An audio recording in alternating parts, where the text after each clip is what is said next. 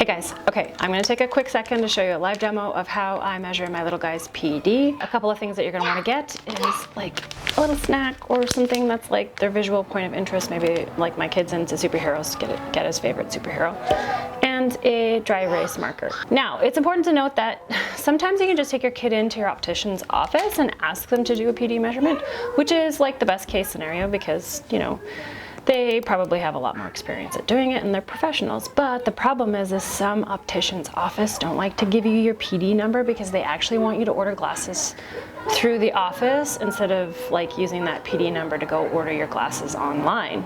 I'm lucky enough, I got an amazing office. They'll give me my PD measurement, but the first case scenario is just ask if they will measure the PD for you.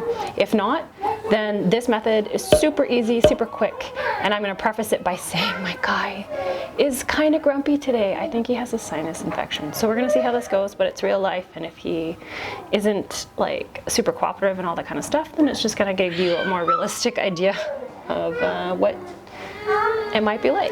So just make sure the glasses are on good, the eyes are centered.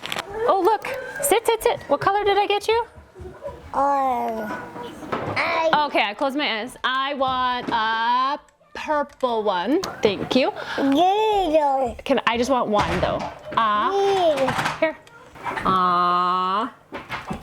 Once you've made your marks, you're gonna wanna quickly look at them for a few minutes to make sure that they're centered perfectly where the pupil is. And sometimes they're not as compliant to do that when there's a dot in the middle. So try and keep them entertained. Show on in the back, fruit snacks in the front.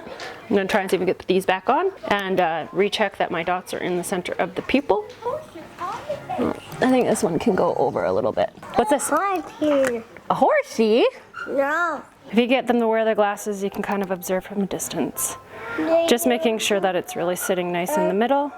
Okay, now that you've got your glasses, and after you have made your marks, if you weren't happy with your marks, it's just dry erase marker, so wipe it off until you're happy that the dots are centered in the pupil. As you can see here, I have marked my 2 points, and I have double checked it. I had to erase it a few times to get it perfect, but that was fine. It's just dry erase marker. I also marked the middle of the bridge. So then you take your tape measure, and for a binocular PD, you measure from one dot to the other dot. It looks like he's about 50 millimeter, and make sure that you're measuring in millimeters from dot to dot. If you're looking for a monocular PD, then you measure from the middle of the bridge to the dot, and the middle of the bridge to the other point. And you want to make sure that you're keeping track of your lefts and your rights because you need to make sure you enter them in properly. If your child is not wanting to wear their glasses, you may have entered their PD in backwards. So for him, his left is 25 and his right is also 25, so a binocular PD is fine to use for him, as the measurements are exactly the same. For example, say you have a PD that looks like this, where one pupil is further out or in from the other one. Then you are going to want a monocular PD.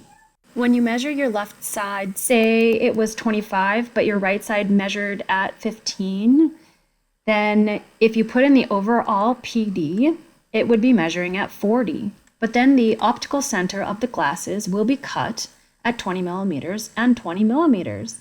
So the glasses you are getting would look like this, but you want the pupil to line up.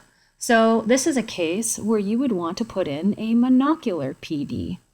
I hope that was simple and helped you figure out how you can measure your PD at home. And as always, we're here if you need any additional help on measuring your child's PD.